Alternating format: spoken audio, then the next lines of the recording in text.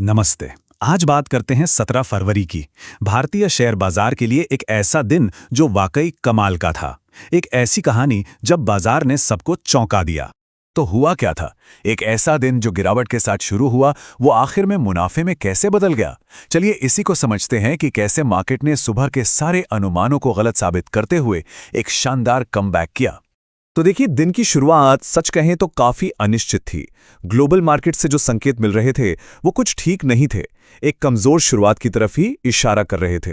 अब देखिए, मार्केट खुलने से पहले ही टेंशन का माहौल था। एक तो जापान के निक्केई समेत ज्यादातर एशियाई बाजार नीचे चल रहे थे। ऊपर से अमेरिकी बाजार छुट्टी की वजह से बंद थे, तो वहां से भी कोई सहारा नहीं था। और तो और अमेरिका ईरान के बीच जो बातचीत होनी थी, उसे लेकर भी सब सतर्क थे। इन सब का नतीजा, गिफ्ट निफ्टी ने पहले ही बता दिया था कि भारत में शुरुआत कमजोर ही होगी। और ये देखिए, गिफ्ट निफ्टी फ्यूचर्स करीब 81 पॉइंट नीचे था। मतलब ये एक तरह से पक्का ही था कि हमारे बाजार गैप डाउन खुलेंगे, यानी गिरावट के साथ। और फिर हुआ भी बिल्कुल वैसा ही। जैसे ही सुबह मार्केट खुला, वो सारे अनुमान सच साबित हो गए। बाजार सीधे लाल निशान में खुला। सुबह 9:15 सेंसेक्स 79 पॉइंट्स की गिरावट के साथ 83,197 पर खुला। तो हाँ, दिन की शुरुआत एकदम नेगेटिव नोट पर हुई। लेकिन कहानी यही खत्म नहीं हुई। बस कुछ ही मिनटों के अंदर सुबह 9:20 पर बिकवाली का दबाव और बढ़ गया और सेंसेक्स 204 पॉइंट तक नीचे चला गया। 83,072 के लेवल पर पहुंच गया। तो जब ऐसा लग रहा था कि आज का दिन तो बस गिरावट में ही निकलेगा, तभी कहानी में एक जबरदस्त ट्विस्ट आया।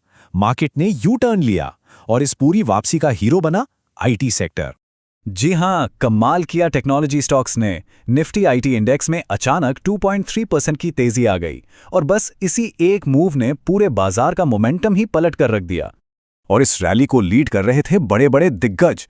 इन्फोसिस को देखिए, 4.20% की शानदार बढ़त। एचसीएल टेक और विप्रो भी पीछे नहीं थे। दोनों में 2.5% से ज्यादा का उछाल आया। मतलब साफ था कि आईटी सेक्टर में जबरदस्त खरीदारी हो रही थी। और ये तेजी सिर्फ इन 3 कंपनियों तक ही नहीं थी, ये एक ब्रॉड बेस्ड रैली थी। परसिस्टेंट सिस्टम्स में 2% से ज्यादा का गेन था। Coforge, TCS, Tech Mahindra, LT Mindtree, इन सब में भी 1 से 2% की अच्छी खासी बढ़त देखने को मिली।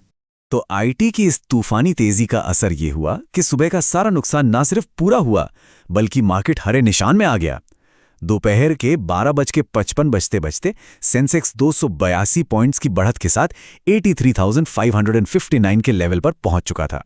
तो इस उतार चढ़ाव के बाद आखिर में हुआ क्या? चलिए दिन के आखिर के आंकड़ों पर नजर डालते हैं कि मार्केट ने क्लोजिंग कहां दी। तो ये रहे फाइनल नंबर्स। सेंसेक्स 173 पॉइंट्स ऊपर 83,450 पर बंद हुआ। वहीं निफ्टी 50 भी करीब 42 पॉइंट्स की बढ़त के साथ 25,725 पर क्लोज हुआ। मतलब एक कमजोर शुरुआत के बावजूद दोनों इंडेक्स अच्छी खासी बढ़त के साथ बंद हुए और ये लगातार दूसरा दिन था जब मार्केट पॉजिटिव में क्लोज हुआ। अब यहाँ एक बहुत ही इंटरेस्टिंग बात है। सेंसेक्स 30 में क्या हुआ? 15 कंपनियां बढ़त में थी और ठीक 15 ही गिरावट में। एकदम 50-50 का मामला था और शायद इसी वजह से इंडेक्स की जो ओवरऑल बढ़त थी वो बहुत बड़ी नहीं थी। अच्छा, इस पूरे एक्शन को समझने के लिए थोड़ा बड़े पिक्चर को देखना जरूरी है। मतलब देश और दुनिया में आर्थिक तौर पर क्या चल रहा था जिसका असर मार्केट पर पड़ रहा था। सबसे पहले तो जियोपॉलिटिकल फ्रंट पर सबकी नजरें जिनेवा में अमेरिका और ईरान के बीच हो रही न्यूक्लियर बातचीत पर टिकी थी। ये एक बहुत बड़ा इवेंट था और इसकी वजह से मार्केट में एक तरह की अनिश्चितता बनी हुई थी। अब अगर घरेलू संकेतों की बात करें तो यहां से भी कुछ मिली-जुली खबरें थीं। जनवरी में भारत का अनएम्प्लॉयमेंट रेट थोड़ा बढ़कर 5.0% हो गया था। साथ ही इंपोर्ट्स बढ़ने की वजह से हमारा ट्रेड डेफिसिट यानी व्यापार घाटा भी बढ़कर $34.68 बिलियन हो गया था। कमोडिटी मार्केट पर नजर डालें तो जियोपॉलिटिकल टेंशन की वजह से ब्रेंट क्रूड ऑयल के दाम करीब 1.33% बढ़कर $68.65 प्रति बैरल पर पहुंच गए थे। वहीं दूसरी तरफ सोने की कीमतें लगभग जस की तस बनी रहीं। तो सवाल ये उठता है कि आगे क्या? एक तरफ हमारे पास कुछ चुनौतीपूर्ण इकोनॉमिक डेटा है और दूसरी तरफ मार्केट की ये टेक ड्रिवन रैली है जो इन सब आंकड़ों को नजरअंदाज कर रही है। तो कल और आने वाले दिनों में इन दोनों में से कौन सी ताकत बाजार पर हावी होगी, ये देखना वाकई दिलचस्प होगा। शेयर बाजार में निवेश बाजार के जोखिम के अधीन है।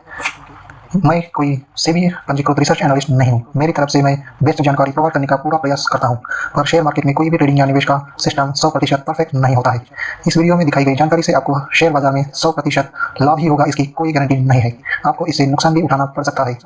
इस वीडियो में दिखाई गई जानकारी को सिर्फ एजुकेशनल पर्पज़ के लिए समझा जाए तथा इसमें बताई गई जानकारी का उपयोग स्वविवेक से करें। मैं इस वीडियो का निर्माता किसी भी नुकसान के लिए उत्तरदायी नहीं हूँ। Thank you.